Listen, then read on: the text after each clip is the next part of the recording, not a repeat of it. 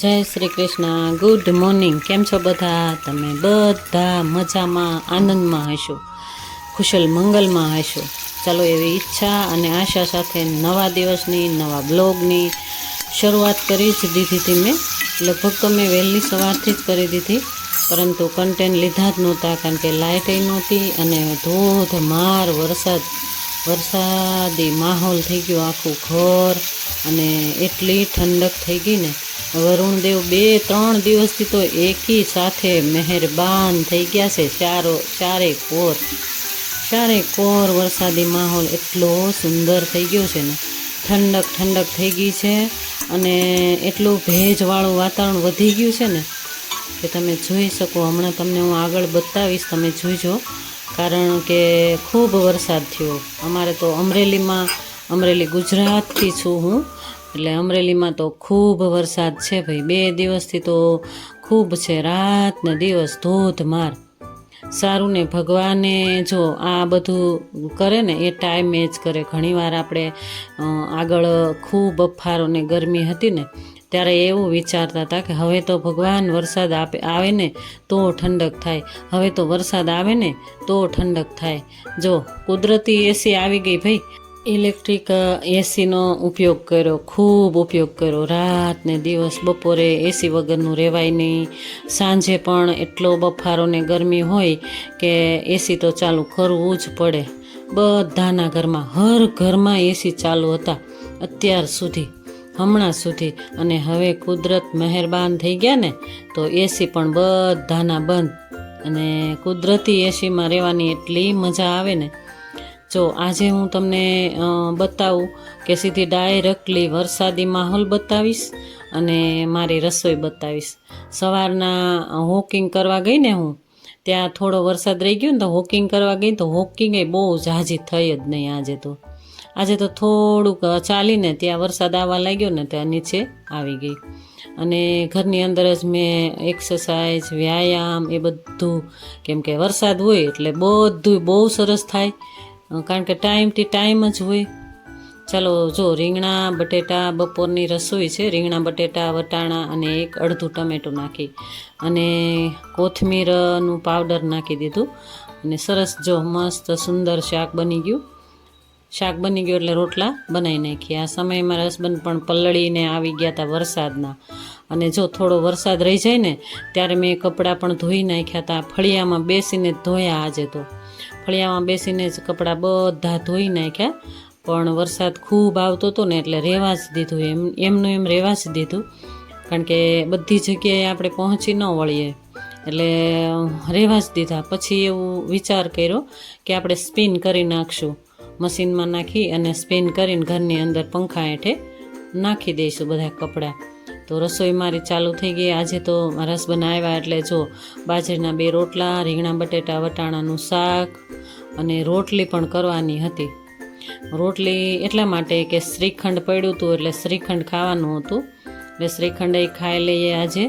અને કેરીની સિઝન તો પૂરી થઈ ગઈ ને, કે હજી કોઈના ઘરમાં હશે ભાઈ. હાફૂસ ને એ બધી મળતી જ હોય છે કેરી તો, પણ અમારા જ ખુદના આંબાની કેરી અત્યાર સુધી હમણાં સુધી હાલી અને હવે પૂરી થઈ ગઈ. પણ ના, અમારે તો સ્ટોરેજ હોય એ કાઢશું અને ખાધા રાખશું. બરાબર ને? સ્ટોરેજ કરેલી કેરી અમે રાખી જ છે, કારણ કે મારી દીકરી આવે ત્યારે અમે કાઢીએ, અથવા તો મારા હસબન્ડને ખૂબ રસ વગરનું હાલે જ નહીં, કેરીનું રસ જોઈએ. એટલે એના માટે મારે રસ તો બનાવવું જ પડે, એટલે મેં સ્ટોરેજ પણ કરી છે કેરી. અને હું તમને આગળ જ મેં તમને બતાવ્યું હતું કે મેં સ્ટોરેજ કરી છે કેરી. આજ આ બ્લોકમાં નહીં, 2-4 બ્લોક પહેલાં જ મેં તમને કીધું હતું કે સ્ટોરેજ પણ કરી દીધી હતી. કેરી એટલી બધી એકી સાથે પાકી ગઈ ને એટલે મેં સ્ટોરેજ પણ કરી દીધી હતી. તો એ સ્ટોરેજ કેરી જ્યારે ઈચ્છા થાય ત્યારે કાઢી અને બ્લેન્ડર મારી અને એ જમી લેવાનું, જમવામાં લઈ લેવાનું. ચાલો, રોટલા ટીપીને જો બનાવી નાખ્યા અને લોટ બાંધી નાખ્યો તો અગાઉથી જ, અને ગોયણા કરી નાખ્યા. 4-5 રોટલી જ બનાવવાની હતી, કેમ કે શ્રીખંડ ખાવાનું મારા હસબન્ડને છે એટલે 4 થી 5 રોટલી જ બસ ઇનફ. તો એ તે વધી પડે. 2 રોટલી તો માંડ ખાશે. અને આપણે તો બાજરીનો રોટલો જ ખાવાનો. બાજરી, મકાઈ ને જુવાર મિક્સમાં દળાવેલું છે. તમે જોયું ને આગળ અમે મકાઈ પણ દળાવી છે, પણ આજે તો આ બાજરીનો રોટલો જ ખાવાનો હતો, કારણ કે રીંગણાનું શાક હોય ને ત્યારે બાજરીનો રોટલો મસ્ત લાગે. અને આવું વાતાવરણ હોય ને ત્યારે વધુમાં વધુ બાજરીનો રોટલો ને એવું વધુ ભાવે એમ.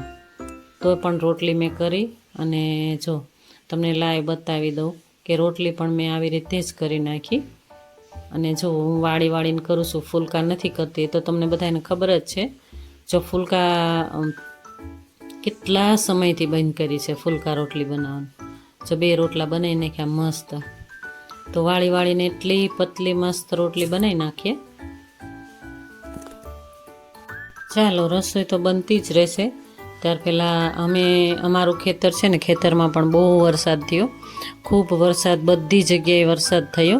અને ત્યાર પહેલાં તમે પહેલાં બ્લોકમાં જ જોયું હતું કે અમે કપાસિયા સોંપી દીધા અને કોરામાં જ નાખી દીધા હતા. હજી તો વરસાદ નહોતો થયો ત્યાં જ અમે સોંપી દીધા હતા. એ પણ થોડા ઉગી ગયા છે એવું મને કહે છે મારા હસબન્ડ, અને એ પણ સરસ ઉગી ગયા છે. અને આવી ગયા હતા ઘરે, કારણ કે બહુ વરસાદ હોય એટલે ખેતરમાં તો જઈ શકાય નહીં, ગારો હોય એટલે મજૂર પણ ન કામ કરી શકે. ચાલો, આજે રસોઈ બની ગઈ.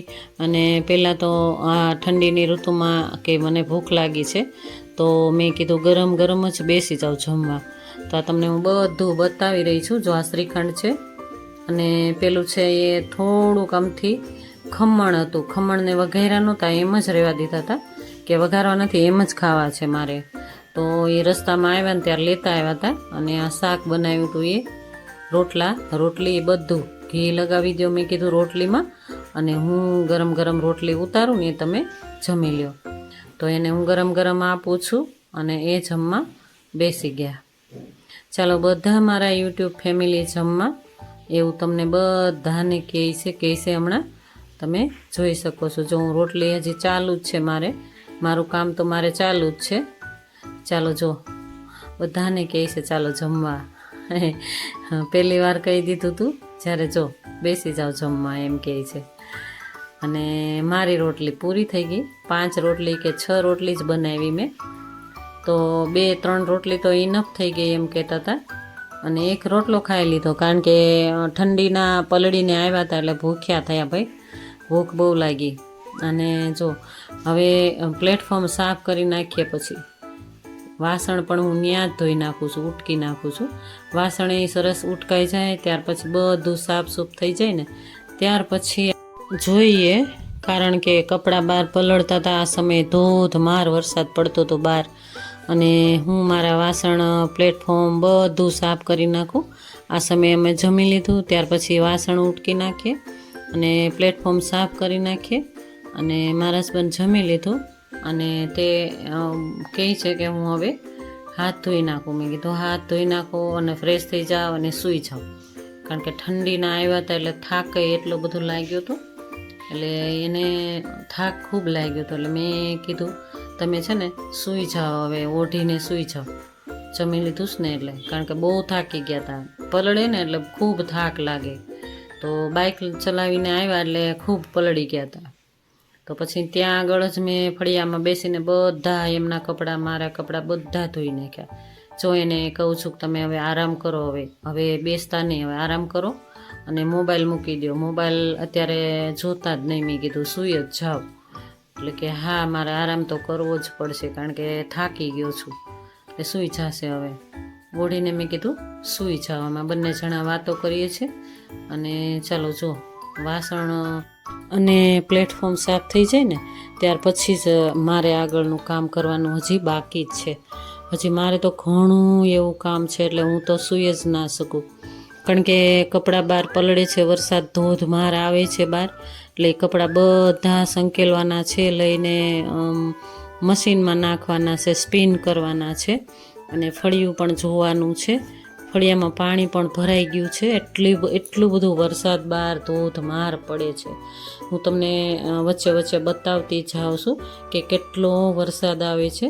પણ સારું ને, અમે તો ખુશ થઈ ગયા વરસાદને જોઈને, કારણ કે વરસાદ આવશે તો આગળ આપણે વધીએ ને, કારણ કે ખર્ચા એટલા કર્યા હોય ખેતરમાં, જેને ખેતી હશે ને એને બધી ખબર હશે કે કેટલો ખર્ચો કરવો પડે ખેતીમાં, ત્યાર પછી ને પછી હેરાન થવું પડે, ત્યાર પછી આપણે કંઈક ભાળીએ, બરાબર ને. એટલે વરસાદ આવે તો જે સારું થાય ને, કપડાં ને રૂટિન કામ ને એ તો બધું થયા જ કરે, પણ વરસાદ આવ્યો એટલે અમે ખુશ થઈ ગયા, અમે ખૂબ ખુશ થઈ ગયા કે સારું થયું. અને વરસાદના કપડાં તે ક્યાં નાખવા એમ વિચારવાનું હોય, તો બીજા રૂમમાં જ તે મારા બીજા રૂમમાં જ તે મંદિરવાળા રૂમમાં જ તે દોરી બાંધેલી રાખીએ જ છે અમે. ત્યાં આગળ પંખો ચાલુ રહેવા દઈએ અને ત્યાં આગળ કપડાં સુકાયા રાખે પછી ત્યાં આગળ રાખી દઈએ. ચાલો ઘસીને પ્લેટફોર્મ સાફ થઈ ગયું. ત્યાર પછી તમને મેં કીધું ને કે કપડાં બધા લઈ લઈએ, નીચોવીને લઈ લઈએ, જેટલા નીચો હોય એટલા નીચોશું, બાકી તો મશીન નીચોશે અને સ્પિન કરી દેશે. જો કપડાં એટલા પલળી ગયા ને અત્યારે આ સમયે વરસાદ થોડોક અમથા ધીમો રહી ગયો છે, સેજ અમથા ધીમો પડ્યો છે, એટલે પલળશું નહીં. મને થયું ચાલો હું લઈ જ લઉં કપડાં પહેલાં તો અને સ્પિન કરી નાખું. અને આ સમયે મારા હસબન્ડ સૂઈ ગયા, બ્લેન્કેટ ઓઢીને સૂઈ ગયા, કારણ કે ઠંડુ વાતાવરણ એટલું થઈ ગયું હતું ને મસ્ત. એટલે એ કે મને થાક લાગ્યો ને એટલે ઊંઘ સારી આવશે, મેં કીધું સૂઈ જ જાઓ. તો મારું કામ તો ખૂટે એમ જ છે નહીં, એટલે મારે આરામ તો હોય જ નહીં, કારણ કે કામ બધું પતી જાય ત્યાર પછી મારે એડિટિંગ, વોઇસ ઓવર એ બધું કરવાનું હોય. એટલે હું 4 વાગે 4:30 નવરી થાવ. ખૂબ મારે એટલું કામ રહેતું હોય છે, કારણ કે મોબાઈલ શૂટિંગ, વોઇસ ઓવર અને આ બધું. જો વાઇપર મારીને સાફ કરી દઈએ, વાઇપર ઘસીને મારી દઈએ, કારણ કે ડોક્સવાળી લાદી છે ને તો વાઇપરે કામ ન કરે, અને એકદમ કાંથાવાળો વાઇપર જોઈએ. પણ કાંથાવાળો વાઇપર એર્યું પણ એ ખરાબ થઈ ગયું છે, એનો હાથલો તૂટી ગયો છે, એટલે હું હવે વાઇપર જ ઉપયોગ કરી રહી છું. પણ વરસાદ એટલો ધોધમાર આવવા લાગ્યો ને, ધીમે ધીમે વધી ગયું ને તો દોડીને આવતી રહી. ચાલો વરસાદ આવી ગયો, ચાલો મશીનમાં નાખી દઈએ, કોરા થઈ જાય, સરસ સ્પિન થઈ જાય ત્યારે એકદમ કોરા થઈ જાય એટલે નાખી દેવાના દોરીએ. અને આ સમયે મારા કાનાજીના કપડાં પણ મેં ધોઈ જ નાખ્યા હતા હાથે જ. રોજ આપણા કપડાં બદલીને એમ કાનાજીના કપડાં પણ, ઠાકોરજીના કપડાં પણ હું ધોઈ નાખું, ધોઈને સૂકવી દઉં અને એ કપડાં એકદમ ઘડી કરીને રાખી દઉં. તો જો વરસાદ તમે જોઈ શકો છો કેટલો વરસાદ છે.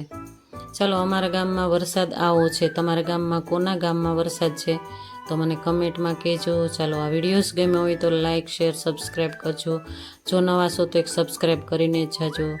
જોઈ શકો છો તમે ખૂબ વરસાદ છે. ચાલો જો મારા ઠાકોરજી ઉપર એકદમ મેં મોર પીછ પણ ગોઠવી દીધું. દર્શન તમે કરી લો, મારા ઠાકોરજી બિરાજમાન છે અને કપડાં બધા મારા સુકાય છે. કપડાં એટલા બધા ઝાઝા હોય ને એટલે ગમે ત્યાં પલંગો ઉપર ને આમ ને તેમ ને એમ કરીને સૂકવી દઈએ, બરાબર ને. ઉપરા ઉપર નાખીએ ને તો સ્મેલ બેસી જાય. ચાલો જોઈ શકો છો તમે બધા કપડાં મેં મંદિરવાળા રૂમમાં રાખી દીધા અને મારા કાનાજી ઠાકોરજીના કપડાં પણ રાખી દીધા. ચાલો તમે બધા મારા યુટ્યુબ ફેમિલી, જય શ્રી કૃષ્ણ, રાધે રાધે.